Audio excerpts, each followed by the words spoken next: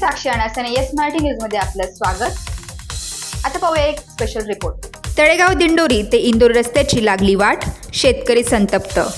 तळेगाव दिंडोरी ते इंदोरी शिवरस्त्यापर्यंत रस्त्यावर खूप मोठ्या प्रमाणात खड्डे पडले असून शेतकरी व नागरिक तसेच शाळेत येणारे विद्यार्थी यांचे आतोनात हाल होत असून पावसात खड्ड्यात पाणी साचल्याने वाहन चालकाचा गाडी चालवताना अंदाज चुकत आहे। या रस्त्याबाबत वेळोवेळी तक्रार करूनही दखल घेतली जात नसून परस्पर या रस्त्याचा निधी काम न करता बांधकाम विभागाने कुठे नेला आहे असा सवाल संतप्त झालेले शेतकऱ्यांनी केला आहे। या रस्त्याने मोठमोठे कंपनीमध्ये जाणारे वाहने व शेतकरी आपली वाहतूक करत आहे। हंगामी काळातच शेतकऱ्यांची पिके असतात व त्याची वाहतूक या रस्त्याने नाशिककडे होत असते, परंतु परिसरातील शेकडो विद्यार्थीही या रस्त्याने पायी व सायकलने प्रवास करीत असतात।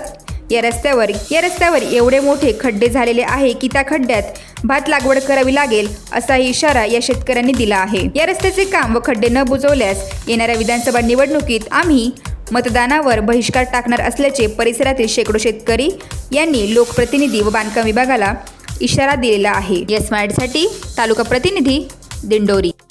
अशाच प्रकारच्या ताज्या घडामोडींसाठी Yes Marathi news YouTube channel share करा, सबस्क्राईब करा, लाईक करा आणि पाहत राहा येस मराठी न्यूज।